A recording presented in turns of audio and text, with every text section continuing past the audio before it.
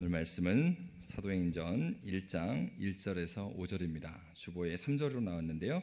사도행전 1장 1절부터 5절까지 우리 읽도록 하겠습니다. 제가 읽겠습니다. 데오빌로여, 내가 먼저 쓴 글에는 무릇 예수께서 행하시며 가르치시기를 시작하신부터 그가 택하신 사도들에게 성령으로 명하시고 승천하신 날까지의 일을 기록하였노라. 그가 고난받으신 후에 또한 그들에게 확실한 많은 증거로 친히 살아계심을 나타내사 40일 동안 그들에게 보이시며 하나님 나라의 일을 말씀하시니라. 사도와 함께 모이사 그들에게 분부하여 이르시되 예루살렘을 떠나지 말고 내게서 들은 바 아버지께서 약속하신 것을 기다리라. 다 함께 읽겠습니다. 요한은 물로 세례를 베풀었으나 너희는 몇 날이 못되어 성령으로 세례를 받으리라 하셨느니라. 아멘. 사도행전은 어떤 책일까요? 보통 보시죠. 사도행전을 생각하면 우리는 사도들의 어떤 복음 전도의 그 현장들, 이 많은 생각을 하게 됩니다. 그리고 이 사도행전 하면은 이 원어를 보면은 이 이름이 이렇게 되어 있어요. 프락세이스 아포스톨론. 그 이제 우리나라 말로 하면 제자들의 행함이다. 제자들의 행실이다, 제자들의 행위다, 이런 뜻을 갖고 있습니다. 그래서 영어 성경에는 액츠 이렇게 되어 있는 거예요. 그래서 우리가 이제 생각하면 사도행전을 볼 때 그 어떤 행함을 강조하고 있는 그런 인상을 이 제목에서 우리에게 주고 있습니다. 그런데 이 1절에서 보면 누가도요 이런 부분을 염두에 준 것 같아요. 자, 1절 말씀 우리 함께 읽어볼까요? 데오빌로여, 내가 먼저 쓴 글에는 무릇 예수께서 행하시며 가르치시기를 시작하심부터. 지금 이제 그 누가복음 사도행전은 누가가 기록했습니다. 그런데 누가가 사도행전을 기록할 때 1절에서 이렇게 말하진 않았어요. 예수께서 가르치시고 이렇게 시작한 것이 아닙니다. 여러분, 우리가 마태복음의 말씀을 자주 우리가 접하면서 어떤 생각을 하냐면 예수님께서 이 땅에서 무슨 일을 하셨습니까? 물으면 세 가지 있죠. 세 가지. 뭐죠? 앞자만 따서 가, 전, 고 이렇게 배웠잖아요. 가르치고 전파하시고 고치셨다. 그래서 우리 생각에 예수님께서 가르치실 먼저 하신 거 아닌가. 그리고 이제 마태복음에서 보면은요, 이 예수님께서 사역을 시작할 때도 이 산상수훈의 말씀을 쭉 가르치셔요. 그러니까 보통 가르치시기를 먼저 하시고 그리고 전파하고 고치셨는데, 근데 누가는 어떻게 말하고 있냐면 예수께서 행하시며 가르치시기를 시작하심으로 이렇게 말하고 있습니다. 누가는 어떤 측면에서 이렇게 말하고 있는 것일까요? 바로 누가는 지금 사도행전만 기록한 것이 아니라 누가복음도 기록했습니다. 그래서 누가복음, 사복음서의 특징은 있죠.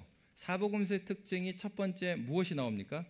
예수님께서 이 땅에 오신 사건. 그렇죠. 바로 이 누가의 강조점은 바로 누가복음을 그렇게 본 거예요. 누가복음은 예수님의 행하심이다. 그럼 예수님의 행하심에 아주 중요한 거. 그러니까 1년의 달력에서 있어서도 예수님의 행적에서 가장 중요한 날들을 우리 기념하잖아요. 그죠?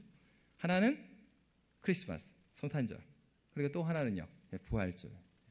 그러니까 그리스도 예수의 탄생과 부활을 빼고는 기독교를 설명할 수 없는 것입니다. 그래서 사도가 볼 때, 누가가 볼 때는 이 사도행전을 말하기 전에 누가복음을 어떻게 생각했던 거예요? 예수께서 행하신 일이다. 어떤 행하신 일? 그가 하나님이신데 인간의 몸을 입고 이 땅에 오신 일입니다. 그래서 여러분, 예수님의 가르치심을 이야기할 때 행하시며 가르치기 시작했다. 이렇게 말씀하시는데도 의미가 있는 거죠. 여러분, 이제 가르침에 있어서 굉장히 힘이 있는 가르침은 그가 그 말씀대로 행하면서 가르치는 것이 진짜 힘이 있죠.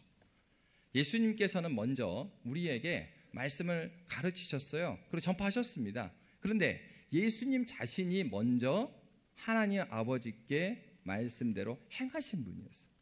어떻게 해요? 이 땅에 오심으로. 예수께서 이 땅에 오신 것 자체가 먼저 그가 하나님 말씀에 순종함으로 이 땅에 오신 것입니다. 그가 아버지의 말씀을 순종함으로 이 땅에 오셔서 순종하는 것이 무엇이냐를 가르치고 계시는 거예요. 그러니까 이런 구도로 우리가 사도행전을 이제 보는 거죠. 여러분, 그래서 우리가 이제 수요 예배 때는 사도행전을 쭉 살펴볼 텐데 수요일은 굉장히 의미 있는 날입니다. 어떤 의미에서요? 이 주중에 우리가 주일이 가장 먼저 있잖아요. 예배를 드려요.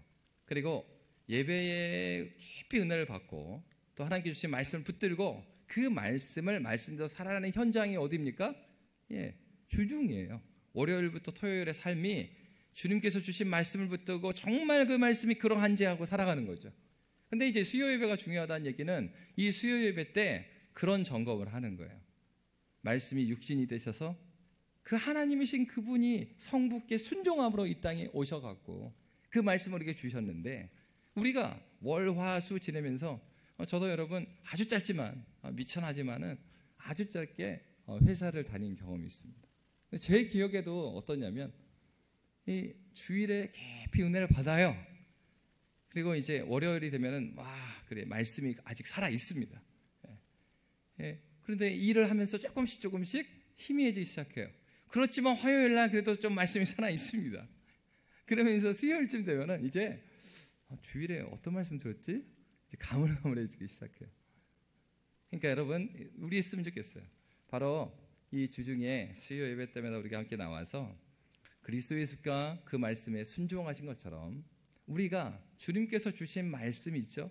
그 말씀을 붙들고 주님 앞에서 어떻게 살아갔는가. 그렇죠? 이 사도행전 말씀을 통해서 우리의 순종의 현장을 조명해보는 그런 시간이 되기를 원합니다. 먼저 우리가 1절부터 3절 말씀을 함께 읽도록 하겠습니다. 함께 읽겠습니다. 데오빌로여, 내가 먼저 쓴 글에는 무릇 예수께서 행하시며 가르치시기를 시작하심부터 그가 택하신 사도들에게 성령으로 명하시고 승천하신 날까지의 일을 기록하였노라. 그가 고난받으신 후에 또한 그들에게 확실한 많은 증거로 친히 살아계심을 나타내사 40일 동안 그들에게 보이시며 하나님 나라의 일을 말씀하시니라. 아멘. 어떤 사람들은 사도행전을 보면서 1장을 쭉 읽어나가면서 이렇게 생각을 합니다. 사도행전, 그러니까 사도들이 어떻게 행했는가에 대한 이야기라고 했잖아요. 그러니까 이렇게 생각이 되는 거예요. 특히 1장 9절에는 어떤 말씀이 나오냐면 예수님께서 승천하십니다. 제자들도 사실 예수님께서 승천하시니까 놀랐습니다. 그래서 제자들이 다 하늘을 보고 있었어요. 그러니까 천사가 나타나서 왜 그렇게 쳐다보고 있느냐, 이 갈릴리 사람들아, 이렇게 이제 이야기를 하죠. 그렇습니다. 우리는 때로는 이렇게 생각할 수 있어요. 사도행전에 예수님께서 승천하셨구나. 그리고 이제부터는 제자들의 이야기가 시작된다. 그래서 마치 예수님의 사역이 이제는 완성이 됐고 종료가 됐고 이제 예수님의 명령을 받은 제자들의 행함을 볼 차례다, 이렇게 생각할 경향이 있어요. 왜 그러냐면 여러분 다른 종교의 종교 지도자들, 창시자들을 보십시오. 그 창시자들이 이 땅에 죽기 전에요, 그 종교가 시작됩니다. 그리고 그들은 어떻게 가르치냐면 그가 진리, 도를 그 살아생전에 다 깨달았다, 완성된 것으로 봅니다. 그런데 기독교의 독특한 점은 예수 그리스도께서 승천하셨다고 해서 예수님의 사역이 종료가 된 것이 아닙니다. 예수님께서는 이 땅에 지상에서의 사역을 마치신 것 뿐이에요. 예수님께서는 승천하셔서 뭘 하시고 계시는 거예요? 제자들 잘하는지 안 하는지 이렇게 막 쳐다보고 그냥 관망하시는 거예요? 아닙니다. 우리 주님은 승천하셔서 그의 제자들에게 누구를 보내셨어요? 그렇죠? 이 말씀에 보면 11절에 어떤 말씀들이 나와 있냐면 제가 읽어드릴게요. 이르되 갈릴리 사람들아 어찌하여 서서 하늘을 쳐다보느냐, 너희 가운데서 하늘로 올려지신 이 예수는 하늘로 가심을 본 그들은 오시리라. 이 얘기가 무슨 얘기예요? 예수님 사역 아직 안 끝났다는 얘기예요. 그러면서 약속하신 바 그분을, 약속하신 것을 기다리라, 이렇게 말했단 말이에요. 성령을 기다리라는 거예요. 바로 우리 주님의 사역은 끝나지 않았습니다.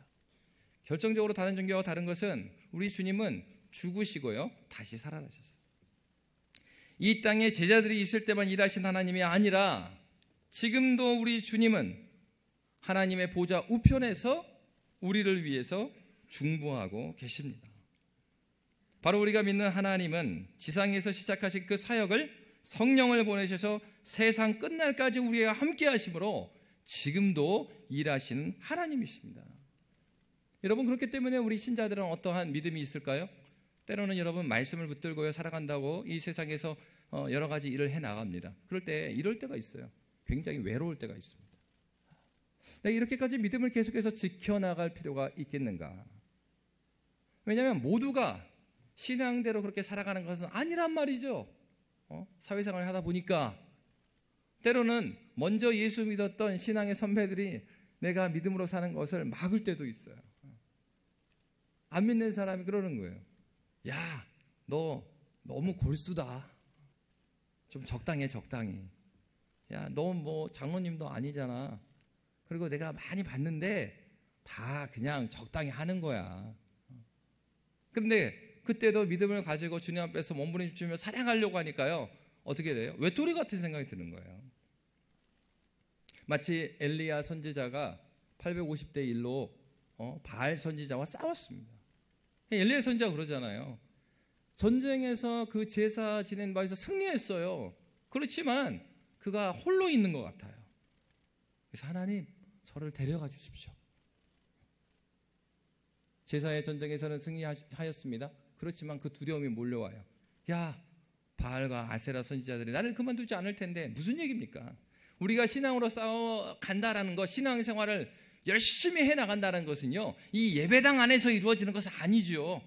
예배당에서 하나님의 은혜를 경험합니다. 그리고 하나님의 말씀을 듣습니다. 그리고 그 말씀이 능력이 되는 현장은 어디입니까? 우리의 삶의 현장이에요. 그 말씀으로 살려고 하다 보니까 방해하는 많은 것들이 있는 거예요. 그러다면 어때요? 나만 바보 같고 나만 이렇게 싸워가고 있나? 이런 생각이 드는 겁니다. 그런데 우리 주님은 엘리야에게도 뭐라고 말씀하셨습니까? 아니다. 지금도 바알에게 무릎 꿇지 않은 수많은 나의 백성들이 이 땅에 있다라는 걸 가르쳐줘요. 성경은 분명히 말씀하고 계십니다. 우리가 홀로 있다 생각하는 그때도 그리스도 예수께서 우리와 함께 계셔요. 어떻게 함께 계십니까? 그의 영을 보내셔서. 성령께서 지금도 여러분의 삶의 현장에서 외롭게 싸워가는 그 믿음의 그 사람, 그 한 사람을 찾으시는 거예요. 여러분, 성경의 역사를 보십시오. 수많은 사람들을 통하여서 하나님께서 구원의 역사를 이루신 게 아닙니다. 잘 보면 믿음의 그 한 사람을 하나님께서는 사용하셨어요. 역사의 큰 줄기를 바꿔버려요.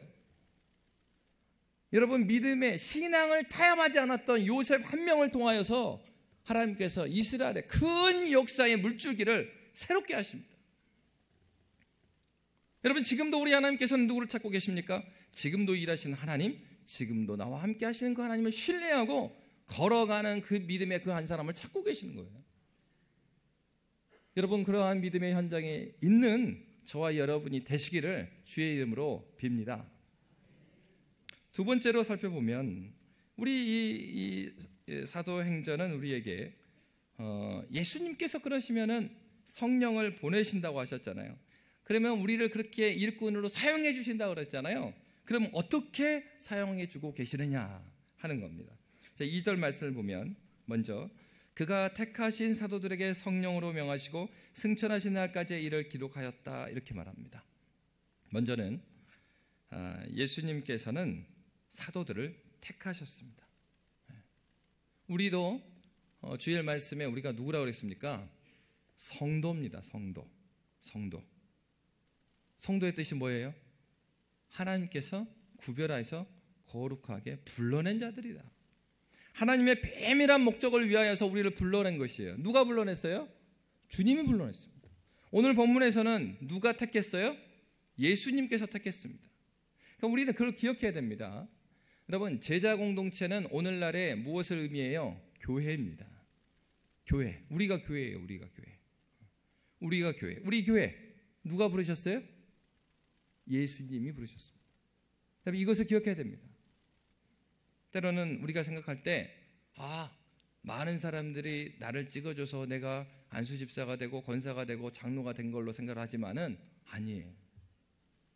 그 모든 여정들은 어떤 여정입니까? 하나님의 뜻을 확인하는 과정이에요. 내 인기 투표도 아니에요. 그리고 내가 누구인지를 시험하는 그런 자리도 아니에요.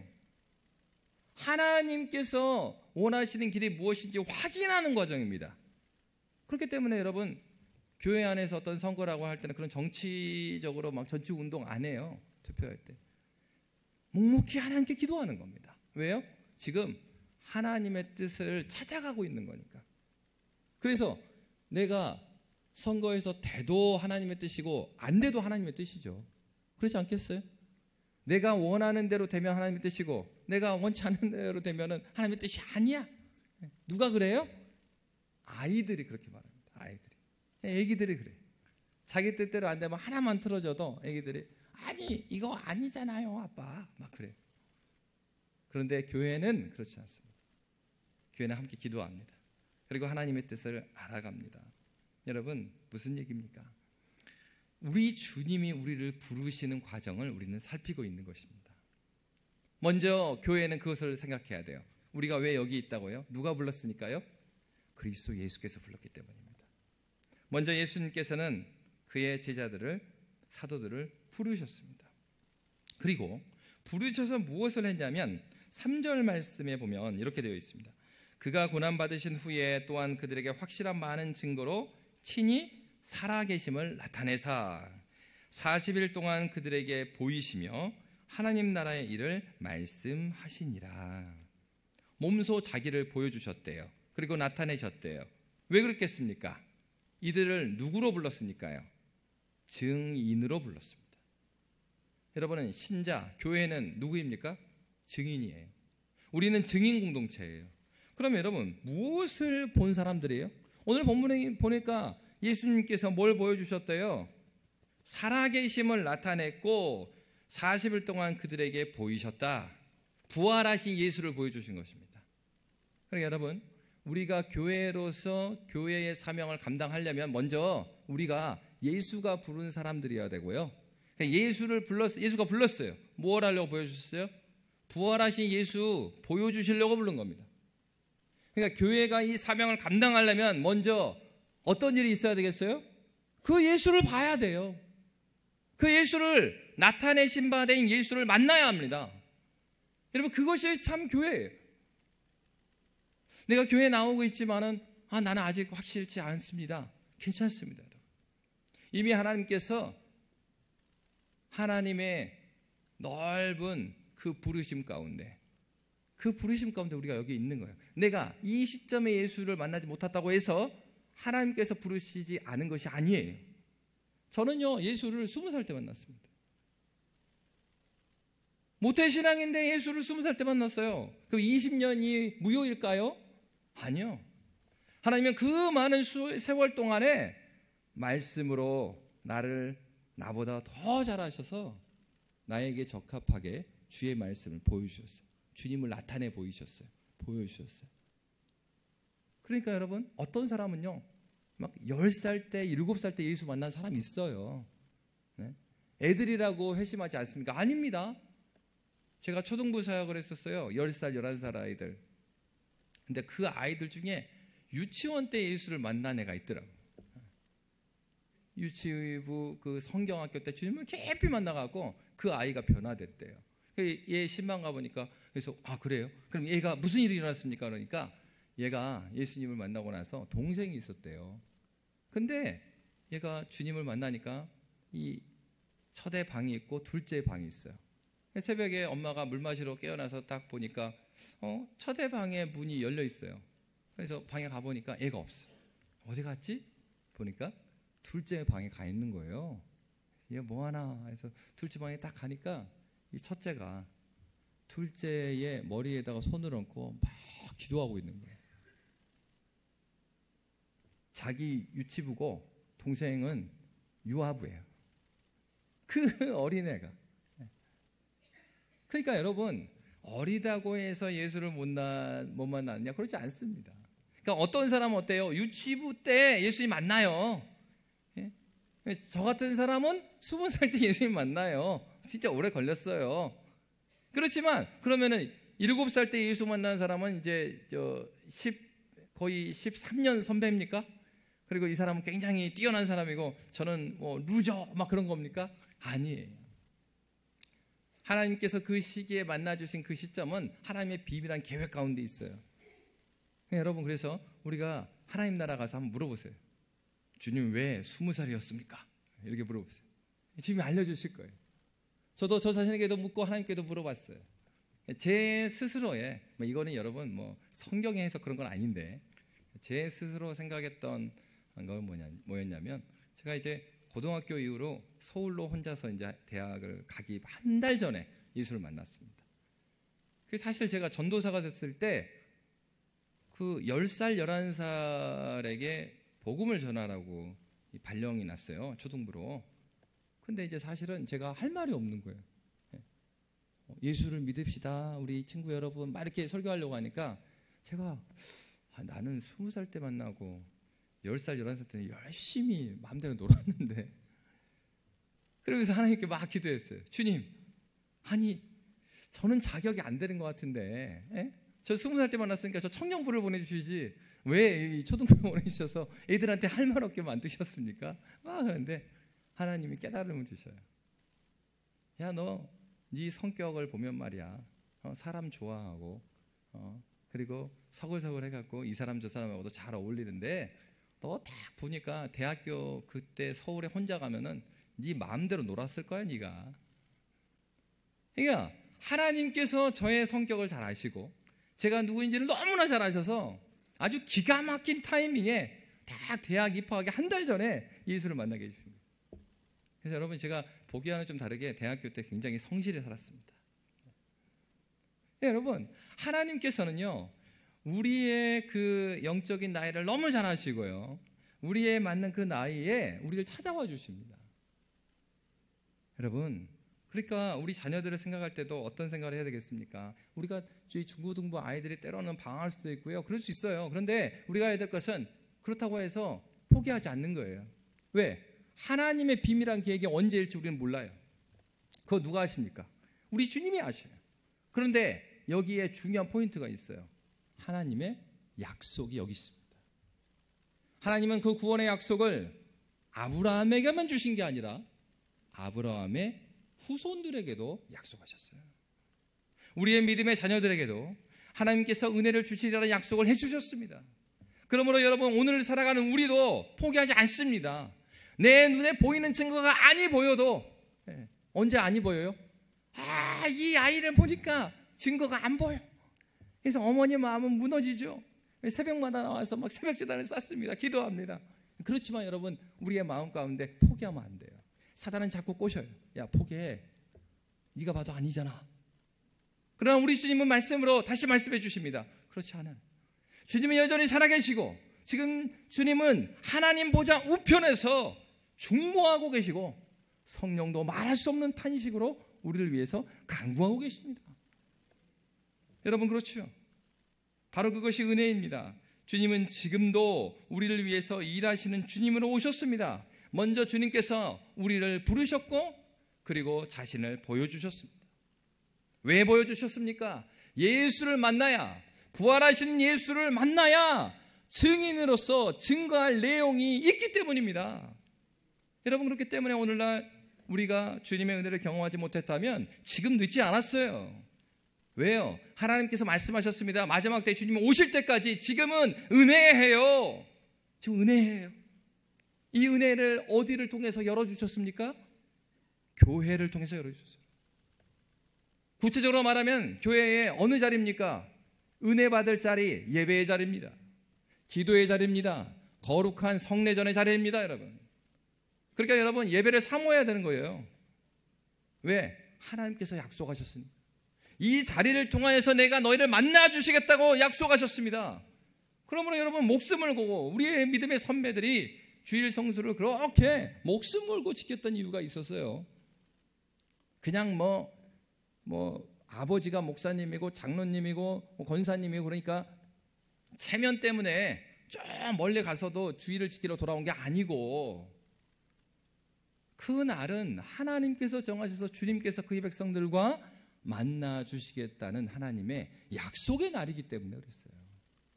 그 하나님은 지금도 그 약속을 지키고 계십니다. 안 지키는 건 우리예요. 은혜 주시겠다고 했어요. 그러니까 여러분 한번 그 말씀이 정말 그러한가 하나님을 붙들고 기도로 나아가 보십시오. 하나님께 나아가 보십시오. 성경에서 모든 기도 가운데 한 번도 그 약속 있는 기도를 거부하지 않는 기도가 있어요. 하나님. 그 기도가 무엇입니까? 주님 나를 만나 주십시오. 나에게 은혜 주십시오. 그러한 기도를 하나님께서는 한 번도 거부하지 않으셨어요. 성경은 말합니다. 내 입을 넓게 열라. 누가 채우신대요? 내가 채우리라. 여러분, 우리는 그러한 약속 있는 교회로 부르심을 받은 것입니다. 우리 주님을 보십시오. 이렇게 우리를 부르셨습니다. 그리고 자신을 보여주셨습니다. 그래서 여러분, 예수님의 증인이 되는데 가장 중요한 건 뭐냐면 예수님 만나는 거였어요. 예수님 만나는다는 거는 뭡니까? 예수님 사랑한다는 거죠. 그래서 여러분, 베드로의 사명장이 어디죠? 요한복음 21장이에요. 사실 요한복음 20장까지 해서요, 그 예수님께서 부활 승천하셨다는 내용이 다 끝납니다. 그런데 21장이 있단 말이에요. 21장은 사도행전에 굉장히 좋은 브릿지가 돼요. 왜요? 사도들이 어떻게 그 수많은 순종의 삶을 살 수 있었을까에 대한 답이 요한복음 21장에 있어요. 여러분, 요한복음 21장에 누구를 부르십니까? 베드로를 부르십니다. 베드로는 굉장히 상징적인 것이에요. 베드로 한 명이 나왔지만 베드로는 예수님의 어떤 제자였습니까? 수제자입니다. 그러니까 수제자인 베드로를 어떻게 부르셔서 사명을 주셨느냐를 잘 보면 모든 제자들을 우리 주님께서 어떻게 불렀는지 알 수 있어요. 그리고 이 제자 공동체로 표현되는 오늘날의 이 교회, 하나님께서 이 교회의 사명을 맡기실 때 가장 중심으로 보고 확인하시는 바가 무엇인지를 요한복음 21장은 우리에게 가르쳐 줍니다. 여러분도 너무 잘 알죠? 이 찬양도 있고, 요한의 아들 시몬아, 네가 다른 사람들보다 나를 더 사랑하느냐 하고 주님이 물으셨습니다. 예수님이 이러지 않으셨어요. 베드로야, 지금까지 많이 가르쳐줬는데 우리 한번 그 졸업시험 한번 봐볼까? 또는 베드로, 지금까지 너의 스펙을 보여줘. 이력서 한번 보자. 그렇게 안 하셨어요. 예수님이 3번 물으셨어요. 그 물으신 핵심은 무엇입니까? 네가 다른 사람들보다 나를 더 사랑하느냐. 요한은 사랑으로 말했고, 누가는 어떻게 말했습니까? 그리스도 예수를 보여주심으로 표현을 했어요. 결국 그렇습니다. 증인의 절대적인 조건은 예수 그리스도를 만나는 거예요. 절대적인 조건은 예수 그리스도의 그 사랑이 무엇인지를 깨닫는 것입니다. 우리 주님은 어떠한 주님이십니까? 이 사명을 주신데 우격다짐으로 야 가라 하고 뒷짐지으시는 그러한 하나님이 아니십니다. 주님께서 우리에게 주님을 보여주시고 주님의 사랑을 깨닫도록 해주셨습니다. 근데 여러분, 주님을 깨닫도록 해주시는데, 주님을 깨달으려고 하는데 우리의 힘으로는 되지 않아요. 저도 어린 시절부터 열심히 내가 예수님을 못 만났지만은 새벽기도 열심히 갔고요. 그리고 성경을 많이 읽었어요. 성경을 읽지 않으면 밥을 안 줄 때도 있었으니까 밥 먹고 살려면 성경을 읽어야 돼, 아침에. 막 그랬단 말이에요. 여러분, 막 그렇게 읽어 나갔어요. 그렇다고 해서 주님을 만난 것은 아니었어요. 그렇지만 하나님께서 이러한 삶을 통하여서 우리에게 무엇을 주셨는가, 나에게 무엇을 주셨는가, 뭘 깨닫게 해주셨냐면, 야, 이렇게 해가지고 예수님을 만나지는 건 아니구나. 뭘 깨닫게 되냐면, 열심히 다짐합니다. 그리고 말씀 읽어야지, 열심히 다짐합니다. 죄 안 지어야지, 열심히 다짐해요. 미워하지 말아야지. 근데 안 되는 걸 경험하게 되는 거예요. 우리 하나님은요, 주님을 만나 주실 때 뭘 자꾸 건드리시냐면 우리가 정말 놓지 못하는 거, 그걸 계속 건드리시잖아요. 끄덕끄덕끄덕. 우리 살아가다 보면은 정말 우리가 놓지 못하는 거 있거든요. 그러면 하나님께서 한 가지 시험을 이겨내고 주님 앞에서 막 은혜를 받으면요, 우리가 다 해낸 것 같아요. 근데 조금 지나면 다른 시험이 옵니다. 잘 보면은 내가 연약하고 잘 넘어지는 것들이에요. 근데 우리 주님은 그것들을 넘어서게 해주셔요. 누구를 통해서요? 그리스도 예수를 통해서. 그래서 우리가 우리 스스로는 주님을 만날 수 없다는 것을 깨닫게 해주셔서 우리 주님이 누구를 보내주신다고 그랬습니까? 너희가 누구를 기다리라고요? 약속하신 바 성령을 기다리라고. 여러분, 그렇습니다. 우리 주님이 우리를 교회되게 하시는 방법은 그의 성령을 우리에게 보내심으로 말미암은 거예요. 여러분, 그래서 이렇게 우리 주님이 얼마나 친절하시고 얼마나 세밀하십니까? 그러니까 어린 시절의 기억을 봐도 저도 어릴 때 너무 시골에 자랐습니다. 그래서 시골에 자라서 중학생이 이제 될 한 학기 정도 남은 거예요. 이제 6학년이 돼서 2학기가 되었습니다. 그러니까 이제 중학교 때부터는 이제 자전거를 타고 한 4km를 가야 되는 거예요. 근데 제가 자전거를 잘 못 탔습니다. 그러니까 이제 부모님이 야, 쟤 준비시켜야 된다. 그래야 이제 중학교 다닐 거 아니냐. 그래서 나가서 야, 이제부터 너 학교 끝나서 오면은 놀지 말고 자전거 연습을 해라. 그리고 나서 자전거를 주시는데 어린이 자전거가 없잖아요. 다 어른 자전거. 키도 조그만데 그거 타기가 너무 힘들어요. 근데 부모님이 자전거 연습이라 하고 나가라고 한 다음에, 그런 다음에 뒤에 형을 붙여줍니다. 야, 가서 넘어지지 않게 좀 도와줘. 형이 와서 이제 자전거를 알려줘요. 어떻게 타는지를. 근데 어떻게 타냐면은 이렇게 잘 잡아주고 이렇게 태워주는 게 아니라 한번 타봐. 아무것도 안 해주고 야, 자전거 타는 거 많이 봤지? 타봐 이러는 거예요. 그럼 어떻게 했어요? 타가지고 얼마 못 가서 막 넘어집니다. 근데 분명히 자전거에 탔어요. 근데 내가 넘어져야 되는데 안 넘어지는 거예요. 신기하게. 이상하다. 분명히 한쪽으로 기울어진 것 같아요. 안 넘어져. 근데 무서워가지고 어때요? 자전거 타면 앞만 보고 있습니다. 그래서 좀 이제 페달을 밟아갖고 좀 가니까 이게 좀 가, 자전거가. 그래서 신기하다. 내가 이렇게 바로 자전거를 타다니. 근데 나중에 좀 가다가 꽉 넘어졌어요. 나중에 보니까 처음 출발할 때는 형이 뒤에서 이렇게 잡아주고요. 어느 정도 갈 때는 막 잡아줘요. 그리고 나서 이제 혼자 가봐라 하고 놔주는 거예요. 여러분, 성령 하나님께서 우리에게 오셔서 우리의 삶을 그렇게 인도해 주십니다. 어떤 사람이 이렇게 생각할 수 있어요. 하나님께서 우리와 함께 하셔서 일을 해 주신다며 그러면은 우리는 그냥 가만히 있으면 되네? 아닙니다. 우리 주님이 우리를 인도하는 방법은 형님이 뒤에서 자전거를 모르게 잡아주시는 것처럼 성령께서는요, 때로는 우리가 혼자 있는 것 같을 때가 있어요. 그런데 정말 거래처에 가갖고 그쪽에서 부당한 요구를 막 요청을 합니다.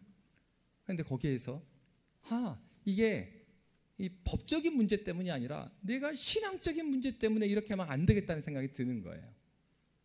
그럴 때 성령께서 우리와 함께 계신다는 것을 기억하십시오. 그 자리에서도 신앙이 있는 사람은 꼿꼿하게 이야기합니다. 자기에게 불이익이 올 것을 알면서도 이것은 아닌 것 같습니다. 예수를 전한 거 아니에요 지금.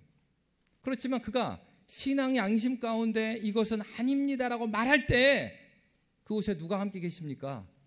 우리 주님이 함께 듣고 계시는 거예요. 야, 네가 이런 피해를 감수하고 나를 의존하고 있구나. 우리 하나님께서는 보이지 않으시는 하나님이세요. 그럼에도 불구하고 우리의 자전거 뒤를 붙들고 계시면서 우리가 잘 탈 수 있도록 안내를 해주십니다. 그래서 여러분, 성령의 이름이요, 그런 이름을 갖고 있어요. 옆에서 세워주다 이런 뜻이에요. 옆에서 우리 그리스도 예수가 누구이신지를 우리로 알도록 우리를 세워주시는 하나님이십니다. 성령 하나님의 인도하심이 없이는 우리는 증인으로 살아갈 수가 없어요. 여러분, 복음을 전해 보셨습니까? 복음을 전할 때 너무 떨립니다. 저 사람이 날 무시하면 어떨까, 안 들어주면 어떨까, 많이 떨림이 있습니다. 그런데 사람들을 보고도 전도의 현장을 가서 저 사람은 안 될 것 같아. 이런 사람들이 있어요. 굉장히 인상이 험상궂고 복음을 전하면 저 사람에게 무슨 말을 들을까 겁이 나는 사람들이 있어요. 근데 여러분 놀라운 거는 뭐냐면 사람의 인상이 복음을 받고 안 받고를 결정하지 않는다는 사실이죠. 저도 대학생 때 캠퍼스에서 복음을 전하고 다닌 적이 있습니다. 근데 이제 그 호숫가에서 복음을 전하는데 전도 시간이 있어요, 우리가. 그래서 이제 전도를 하자. 그래서 기도했습니다. 두 명씩 짝을 지어서 전도를 나갔습니다. 그런데 호수 옆에 딱 앉아 있는 사람이 있는 거예요. 잘 됐다. 복음 전하자. 그래서 다 찾아갔습니다. 다 갔는데 굉장히 심각한 얼굴을 하고 있는 거예요. 그러니까 어떤 마음이 들면 두려운 마음이 들었어요. 그래가지고 전도 짝하고 이제 두려우니까 딴 데로 가자 하면 창피하잖아요. 어떻게 말을 했냐면 우리가 기도하면서 여리고를 돌듯이 호수를 한 바퀴 돌자. 그래서 돌았을 때도 있으면 복음을 전하자. 그렇게. 그래서 막 걸어요. 그리고 속으로는 다른 사람으로 바뀌었으면 근데 한 바퀴 돌았는데 어떻게 됐을까요? 그분이 더 심각한 얼굴로 그대로 있는 거예요. 이게 말해놨으니까 복음 전해야 되잖아요. 가갖고 이제 복음을 전합니다. 근데 저도 뭐 전문가가 아니니까 가가지고 이제 복음 전하는데 막 복음을 전하다가 막 손을 막 떨었어 이렇게. 사형내를 읽어주는데 막 떨어요. 근데 이 심각하게 있던 분이 딱 그러는 거예요. 지금 공강 시간이 얼마 안 남았어요. 그러니까 그 말을 하니까 철렁. 아이고 이제 가려나 보다. 아이고 복음을 못 전했네. 근데 그분이 하는 얘기가 그냥 제가 읽는 게 빠를 것 같은데요. 탁 뺐더니 제가 읽어도 되죠? 그래서 막 읽어요. 옆에서 우리는 이게 어떻게 된 거지? 우리가 전하는 게 아니고 자기가 계속 읽네. 근데요 뒤로 막 가면서 예수님 복음의 얘기가 쭉 나오고 하니까 이분이 막 이렇게 자기가 조금씩 천천히 읽고 있는 거예요. 마지막에는 이 영접기도 나오는 부분에 있어서는 여기까지 읽으면은 이 선택해야 되는 거 아니에요? 딱 물어봐. 그래서 예, 뭐 어떻게 뭐 읽어보시니까 어떻습니까? 그러니까 여기 기도하라고 나왔는데요. 바로 그 기도하는 거예요. 그분이 전도가 됐어요. 우리 눈에 보기에는 저 사람은 아니다. 근데요 하나님의 계획과 하나님의 눈은 우리의 눈과 다르죠. 하나님께서 계획하고 있는 바는 우리의 계획과는 다를 수 있습니다. 우리 하나님께서는 그 약속하신 그 사람을 지금도 부르고 계셔요. 그래서 여러분 요한복음 3장 5절은 이렇게 말하고 있습니다. 예수께서 대답하시되 진실로 진실로 내게 이르노니 사람이 물과 성령으로 나지 아니하면 하나님의 나라에 들어갈 수 없느니라. 여러분 전도자, 제가 말했던 저와 전도 짝이 정말로 전도 스킬이 많아서 그렇게 그가 영접을 했습니까? 전혀 그렇지 않습니다. 우리는 너무나 풋내기였어요. 우리들은 신입생이었고요. 그리고 전도 훈련도 받지 않았던 상태였어요. 그럼에도 불구하고 하나님께서는 그가 택하신 자를 복음의 말씀에 순종한 사람들을 통하여서 부르셨습니다. 누구를 통해서요? 하나님 말씀에 순종한 사람들을 통해서. 그래서 성경은 전도에 미련한 것이라고 했죠. 여러분 교회를 부르신 이유가 무엇입니까? 하나님의 능력의 하나님이시잖아요. 하나님의 능력대로 다 하시면 됩니다. 천군 천사를 부르시면 당장이라도 벼락도 내리시고 그러신다고 했어요. 그런데 하나님이 그 방법을 쓰지 않으셨어요. 하나님은 전도에 미련한 것. 누구를 사용하셨습니까? 우리 교회를 사용하신 거예요. 어떤 사람이요? 그 말씀을 믿고 순종하는 사람을 사용하여 주셨습니다. 지금도 주님은 일하고 계십니다. 여러분 사실 오늘 말씀을 잘 생각해 보십시오. 이 말씀을 어디에서 해주셨습니까? 예수님께서 이 말씀을 하신 곳은 예루살렘이었습니다. 4절 말씀 우리 함께 볼까요? 4절에 이렇게 되어 있습니다. 함께 읽겠습니다. 시작. 사도와 함께 모이사 그들에게 분부하여 이르시되 예루살렘을 떠나지 말고 내게서 들은 바 아버지께서 약속하신 것을 기다리라. 어디에서요? 예루살렘에서요. 여러분 예수님에게 예루살렘은 어떤 곳이었습니까? 아주 즐거운 곳이었을까요? 그렇지 않습니다. 인간적으로 보면 예수님에게 있어서 예루살렘은 어떤 곳이에요? 인간적으로 보면 실패한 곳이죠. 거기서 자기를 따르는 수많은 사람들에게 의해서 배신당하고 죽임당하셨으니까. 사실 여러분, 우리의 입장에서는 그럴 수 있습니다. 남성들이 그런 얘기 많이 하죠. 군 제대하고 나서 그쪽을 향해서는 뭐도 안 한다고. 그렇단 말이에요. 우리에게 있어서도 굉장히 어려웠던 기억은 다시 생각하고 싶지 않은 기억이에요. 근데 예수님은 어떻게 하셨어요? 그가 죽으신 그 자리에서 제자들에게 말씀하십니다. 사명을 말씀하세요. 예수님은 죽으신 그곳에서 다시 살아나셨습니다. 주님이 원하시는 것은 무엇입니까? 우리가 주님의 말씀을 따라서 그 사명을 따라 살아가다 보면 이렇게 사람들이 볼 때는 실패하는 것처럼 넘어질 때가 있습니다. 그러나 교회는 넘어진 채로 서 있는 사람이 아닙니다. 왜요? 우리가 믿는 그 예수 그리스도께서 죽으신 그곳에서 다시 사셨기 때문입니다. 우리가 넘어져 있어도, 우리가 쓰러져 있어도 우리 주님은 쓰러진 채로 거기서 죽기를 바라서 우리를 보내신 것이 아닙니다. 때로는 그런 원망이 들 때도 있습니다. 하나님, 왜 저를 이곳에 보내셨습니까? 하나님의 뜻을 이해할 수가 없습니다. 제가 감당할 것이 아닌데요. 하나님, 왜 나를 보내셨나요? 그렇게 부르짖을 때도 있습니다. 그러나 그때에도 우리 주님은 우리에게 말씀하십니다. 요한의 아들 시몬아, 네가 다른 많은 사람들보다 나를 더 사랑하느냐? 그리스도 예수께서 성부 하나님을 지극히 사랑하셨습니다.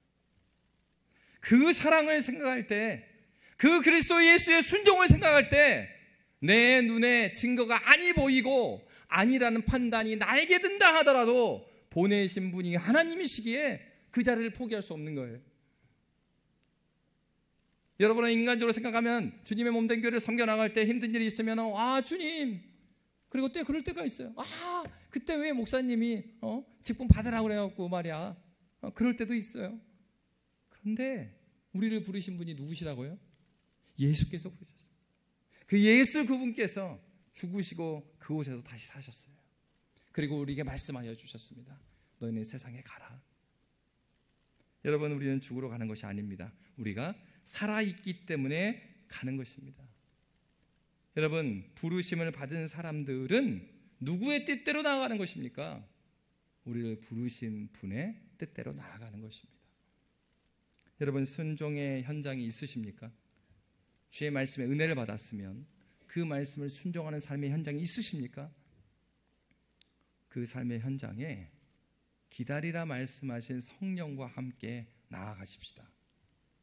우리는 홀로 있지 않습니다. 주님의 은혜 가운데 그 자리에 함께 있습니다. 주님께서 약속의 그 말씀을 지금도 우리에게 이루실 것을 우리가 믿습니다. 그 믿음 가운데 거하는 저와 여러분이 되시기를 주의 이름으로 빕니다. 아멘. 찬송가 290